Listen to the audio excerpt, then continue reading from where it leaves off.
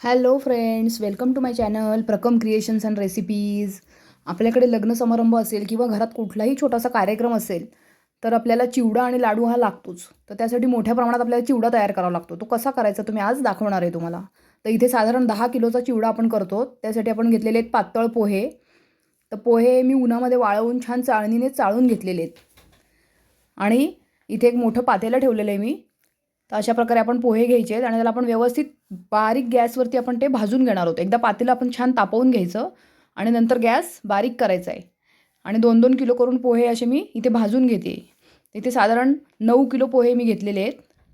त्याच्यामध्ये आपल्याला 10.5 किलोचा चिवडा तयार झालेला आहे माझा. तर हे बघा, अशा प्रकारे हे छान व्यवस्थित भाजून घ्यायचे आहेत. त्यानंतर भाजून झाल्यानंतरसुद्धा आपल्याला परत चाळणीने चाळून घ्यायचे आहेत, जेणेकरून आतमध्ये जे भाजलेले कण असतात ते खाली निघून जातात आणि पोहे अखंड आणि छान राहतात. तर इथे मसाल्याची तयारी करून घेतलेली आहे मी. हे बघा, इथे सगळे मसाले काढून घेतलेत. पातळ असं खोबरं आपण व्यवस्थित बारीक काप करून घेतलेलं आहे. शेंगदाणे घेतलेले आहेत. त्यानंतर छान कढीपत्ता धुवून घेतला आहे. मिरच्या धुवून इथे बारीक चिरून घेतलेल्या आहेत. त्यानंतर इथे डाळ्या घेतलेल्या आहेत. 1 किलो डाळ्या आहेत ह्या. ह्याचे प्रमाण आपण आपल्या आवडीनुसार कमी जास्त करू शकतो. इथे मसाले घेतलेले आहेत सर्व प्रकारचे काढून. आता हे बघा, छान कढईमध्ये आपण तेल गरम कडकडीत तापवून घ्यायचं आणि गॅस बारीक करायचा आहे. त्यानंतर इथे शेंगदाणे गोल्डन ब्राऊन होईपर्यंत व्यवस्थित तळून घ्यायचे. तर हे बघा, असे तळून घेत आहेत. आणि चिवडा आपला छान कुरकुरीत राहावा यासाठी मी तुम्हाला एक टिप्स सांगणार आहे. तर त्यासाठी तुम्ही व्हिडिओ शेवटपर्यंत नक्की बघा. तर हे बघा, अशा प्रकारे आता शेंगदाणे तळून झालेले आहेत. इथे आपण डाळ्या घेतल्या आहेत. डाळ्यासुद्धा व्यवस्थित तळून घ्यायच्या आहेत. तर डाळ्या आपण ज्या वेळेला तेलात टाकतो त्यानंतर हलक्या होऊन त्या वरती येतात आणि याच्यावरती फेस येतो. तो फेस गेला की आपण त्या लगेच काढून घ्यायचे आहेत. त्यानंतर खोबरं घेतलेलं आहे. खोबरंसुद्धा अशा प्रकारे छान तळून घ्यायचं आहे. गोल्डन ब्राऊन होईपर्यंत व्यवस्थित तळून घ्यायचं आहे. तर हे खोबरं आपलं होतं आहे तोपर्यंत इकडे व्यवस्थित दुसरी तयारी करून घेते मी. हे बघा, गॅस किती बारीक ठेवलेला आहे. मोठ्या गॅसवरती ठेवलं तर ते जळू शकतं. आता तापलेल्या तेलामध्ये थोडा गॅस अजून बारीक करायचा आणि नंतरच आपल्याला याच्यामध्ये चिरलेल्या मिरच्या टाकायच्या आहेत. आणि मिरच्या व्यवस्थित क्रिस्पी होईपर्यंत तळून घ्यायच्या आहेत, म्हणजे आपला चिवडा खराब होत नाही. त्या अगदी कुरकुरीत होईपर्यंत व्यवस्थित तळून घेतलेल्या आहेत. त्यानंतर इथे 2 वाटी कढीपत्ता घेतलेला आहे धुवून. तो व्यवस्थित कुरकुरीत होईपर्यंत कढीपत्तासुद्धा तळून घ्यायचा आहे, जेणेकरून आपलं चिवडा जास्त दिवस टिकेल. इथे मी जिरे घेतलेले आहेत. 50 ग्रॅम जिरे आणि 50 ग्रॅम बडीशोप ती थोडीशी क्रश करून घेतलेली आहे. ती आपल्याला तेलामध्ये टाकायची. गॅस बंद करायचा आहे आणि तेल थोडंसं गार झाल्यानंतरच आपल्याला चिवड्याचा मसाला करायचा आहे. तर ह्याच्यामध्ये आपण ते टाकून घेतलेले आणि व्यवस्थित हलवून घ्यायचं आहे.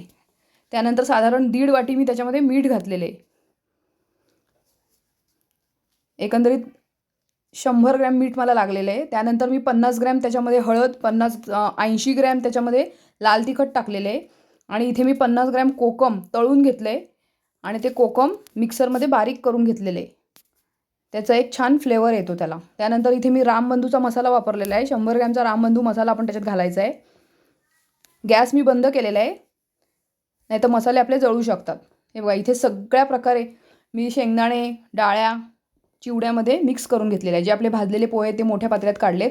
छान गोल्डन ब्राऊन कलरचं आपण इथे खोबरं केलेलं आहे, ते सुद्धा त्यात मिक्स करायचं आहे. त्यानंतर थोडासा कढीपत्ता आणि गार झाला की हाताने क्रश करायचा आहे आणि तो आपण चिवड्यामध्ये मिक्स करायचा आहे. सगळे पोहे कुरकुरीत आणि छान भाजून तयार झालेले आहेत. त्याच्यामध्ये हे व्यवस्थित दोन्हीच हाताने आपण मिक्स करून घेणार आहोत. तर अशा प्रकारे आपण आधी एकजीव करून घ्यायचं आहे, जेणेकरून ते सगळ्या पोह्यांमध्ये शेंगदाणे डाळ्या हा सगळा मसाला मिक्स होईल. आता इथे आपला हा मसाला जो आपण तयार केला होता तेलामध्ये, इथे साधारण मला 1.25 लिटर तेल लागलेलं आहे. 1.25 लिटर तेलामध्ये हा 10 किलोचा चिवडा अगदी व्यवस्थित तयार होतो. हा केलेला मसाला सगळा आपण त्याच्यामध्ये मिक्स करून घेतलेला आहे. त्यानंतर 1/2 किलो साखर बारीक वाटून घेतली होती, ती पिठी साखर वरून पेरली आहे.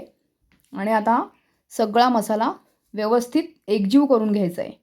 तर मी तुम्हाला इथे एक टिप सांगेल की तुम्ही उन्हामध्ये 1 दिवस पूर्णपणे वाळवून घ्यायचे पोहे आणि मगच भाजायला घ्यायचे, जेणेकरून त्याच्यामुळे तुमचा चिवडा कुरकुरीत आणि खूपच छान होईल आणि पोहे आकसणार नाहीत. अख्खाच्या अख्खा पोहा राहतो. ही खास टिप आहे. तर जोपर्यंत आपण घेत नाही उन्हामध्ये तापवून, तोपर्यंत ते अखंड नाही राहत पोहे. तर तुम्हाला जर माझा चॅनल आवडत असेल तर चॅनलला लाईक शेअर आणि सबस्क्राईब करा.